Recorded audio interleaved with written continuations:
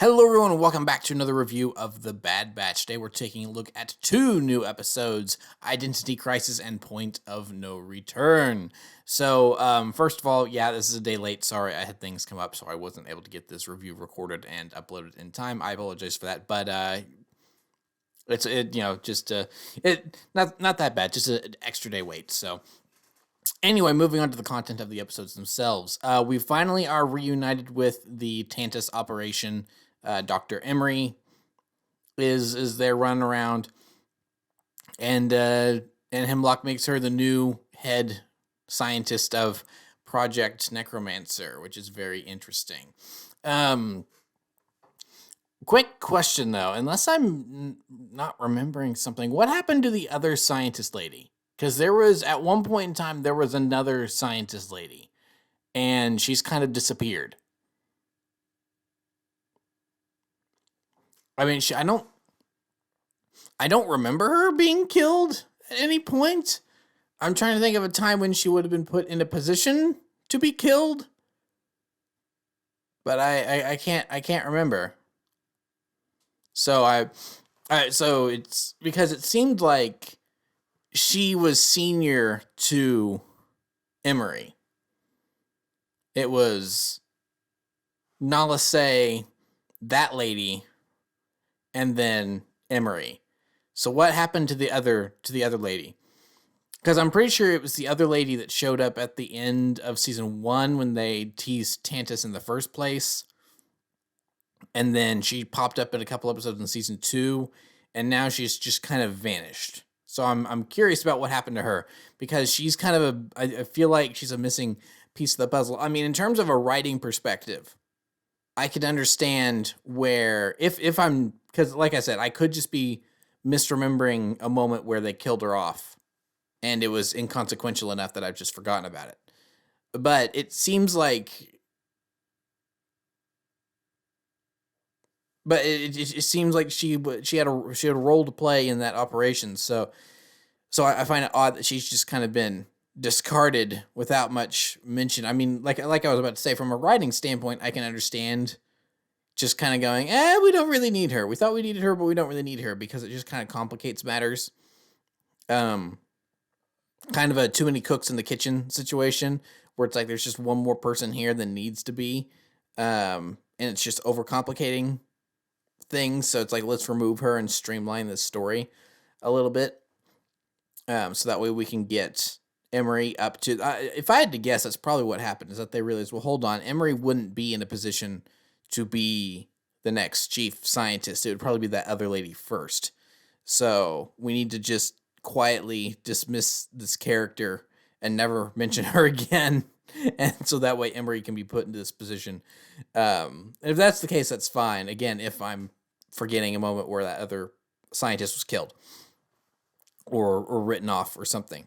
But it does seem odd that she was in a couple episodes and then it's just vanished. And it wasn't like she was just a background character. I mean, she was like a prominent scientist and stuff. So anyway, so yeah, no, this was a good episode. I mean, we're definitely seeing the cracks in Emory to where she's, I mean, I think it's obvious where they're going with this. She's eventually going to help Omega and the others to rescue a bunch of the clones on Tantus.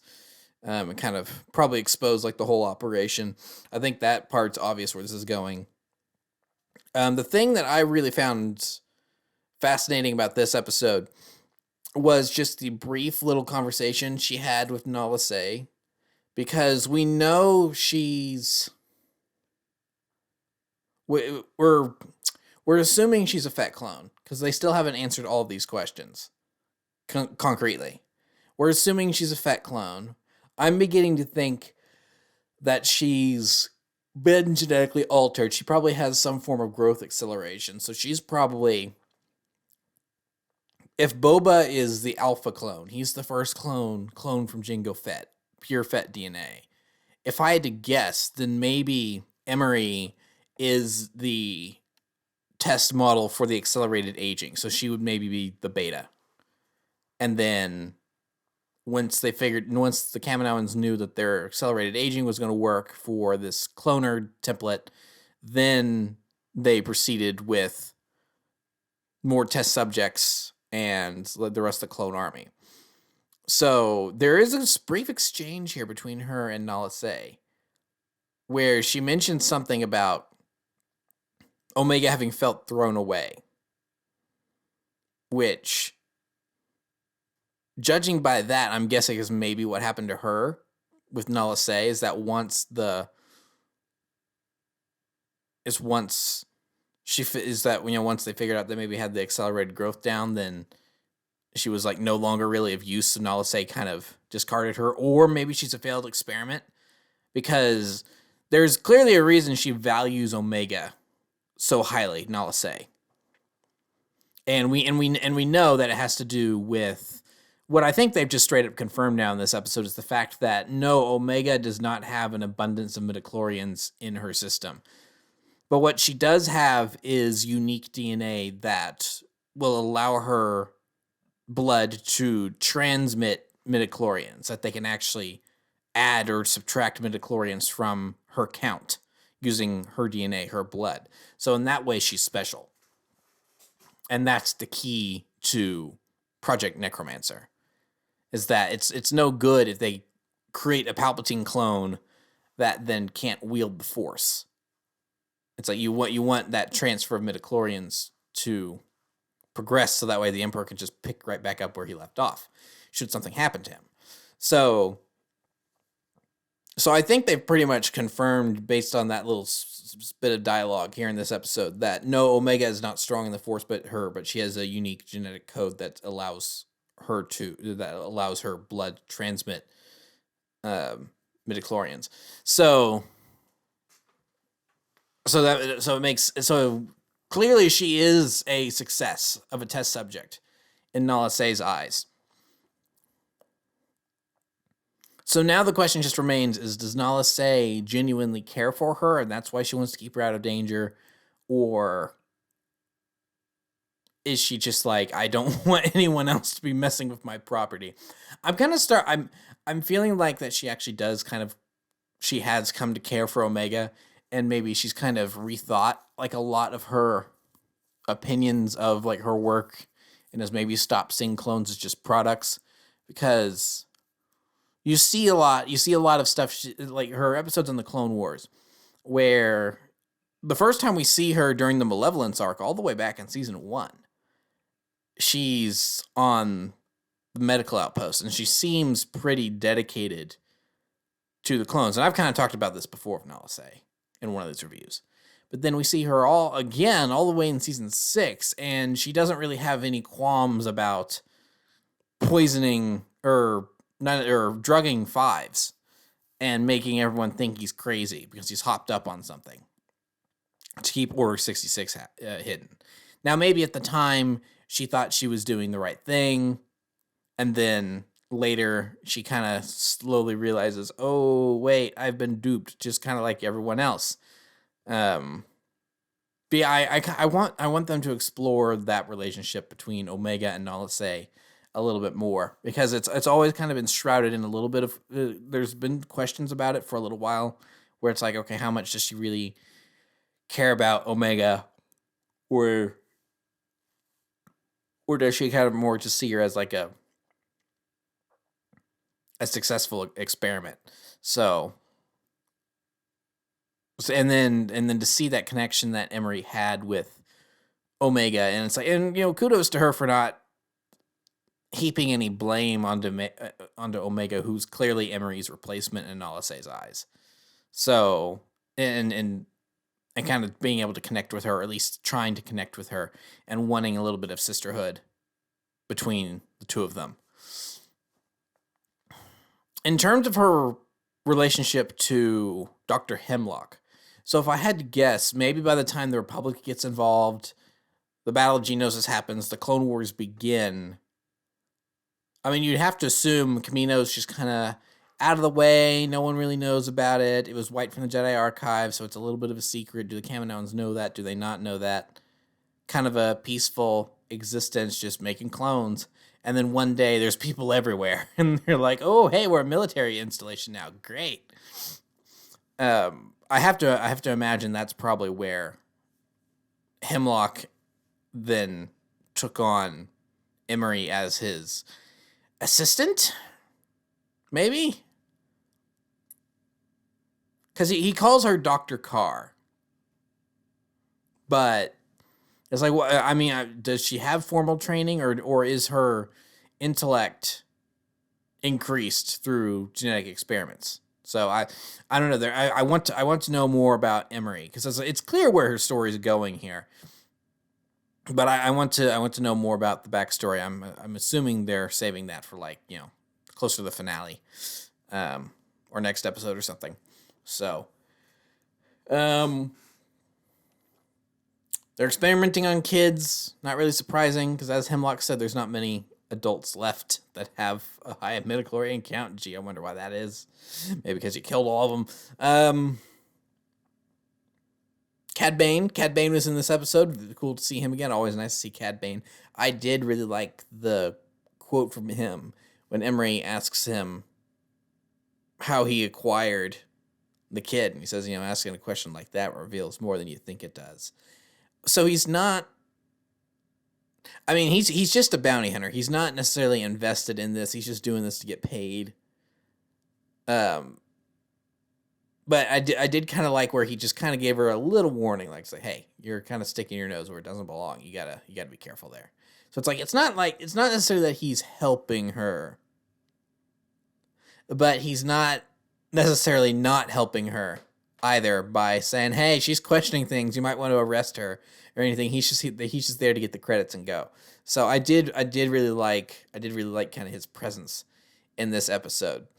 And once again, Cad Bane kidnapping kids. It seems to be his MO almost, where it's like he really likes those kidnapping jobs for Palpatine. So, kind of a cool little throwback to season 2 of the Clone Wars there.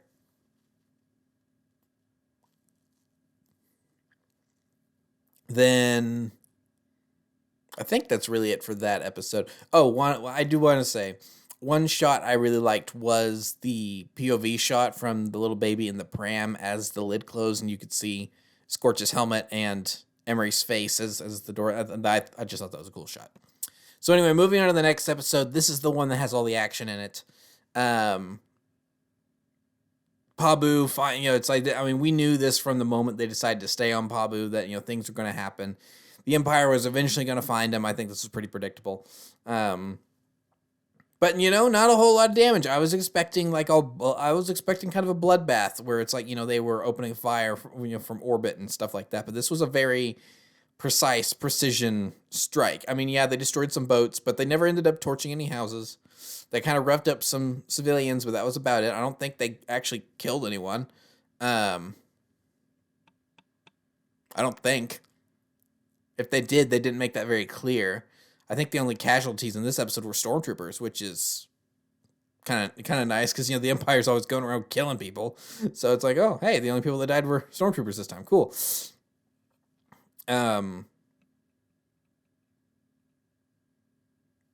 Yeah, I mean, this was, solid action. I mean, this was where, a lot of action scenes to rush through the plot. Wrecker's out of commission. Who knows for how long? Probably. He'll probably be fine next episode. I thought it was cool, the rifle that the clone assassin had. It almost looked like it had a Western style, as in like Western forces, like the United States Army.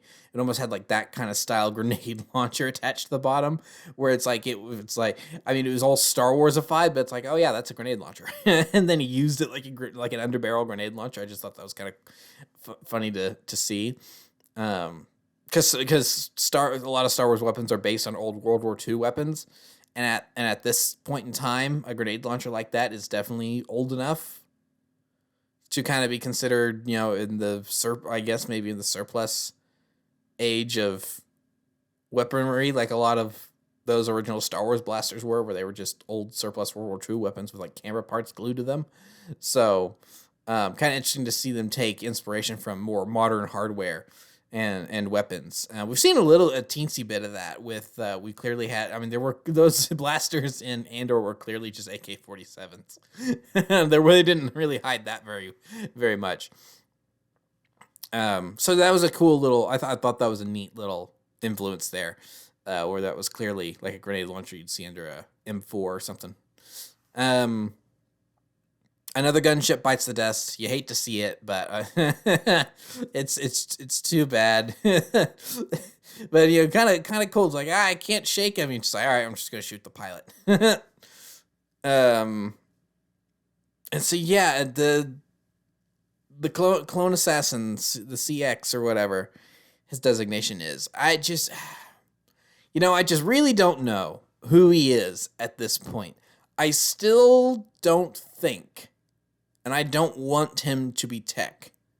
Now, one thing a lot of people are pointing to go, oh, it's definitely Tech this time around, is that he uses the word domicile. It's like search every domicile until you find her.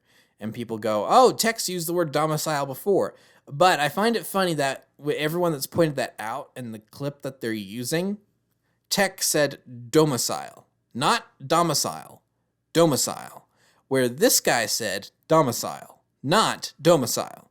So I think I wonder if that's a red herring where they're trying to make you think it's Tech, because who else would use a big smarty pants word like that? But then he didn't pronounce it the correct way that Tech would. So because Tech's definitely the stiff upper lip, snooty, smarty pants guy type to say domicile instead of domicile. So I feel like that had to have been intentional. I mean, maybe it's just a slip up on D. Bradley Baker's part, but I don't know. Because here's my thing about the clone assassin being a brainwashed Winter Soldier Tech. I've gone over this before where it's like I feel like it's a little lazy and it retreads too much ground from Crosshair's storyline. But now I'm also kind of more leaning to the idea that it's not him, because I feel like they're waiting for the reveal. They've waited too long for the reveal for the audience. Not necessarily for the characters, because it makes sense that he hasn't just like randomly whipped off his helmet and gone, it's been me all along. Yeah, it makes sense he hasn't done that yet. But for the audience, I feel like if it was Tech, why haven't they revealed it yet? Because if it is Tech, and they go on this long, weeks-long build-up, then we're going to go, yeah, it was Tech. We called that like when the trailer came out. Forget even when the season started airing, but it's like a lot of people were calling that from the beginning. I mean, the writers have to know that's an easy answer people are going to gravitate towards to thinking it's Tech. So I feel like it being Tech is so the easy answer that them revealing it and trying to go for a clone trooper version of, no, I am your father. It's like, no, I am Tech. Haha. I just feel like if that were what you were going to do, you let the audience in on it earlier. And the fact that we still don't know as of this episode, I feel like that, to me, and I'm going to look real silly if in like a week I turn out to be wrong, but to me, that's kind of verifying that it's not him and it's someone else. It's either a Crosshair clone or it's Cody or someone else. And the reason I think they've waited too long is because it's, I mean, we all guessed it. So I think the better idea would have been in the last in Identity Crisis, when Hemlock has just talked to Tarkin and now he's a little more under the gun, and he calls the assassin and the hologram shows up. I think it would have been fitting if the hologram comes up and it's, and you see him with his back turned and like he's clearly working on his helmet and like making tweaks, and then he turns around and then you see that it's like maybe his face is a little disfigured or something. It's like he's probably bald, he doesn't have his hair, and then you see, oh, it's Tech. I think you let the audience know that way. And then it becomes not, oh, who is this guy? Then it's like, okay, how's the Bad Batch going to find out and how are they going to react? Then that becomes the anticipation. Because otherwise it's just like, oh yeah, we saw that coming from a mile away.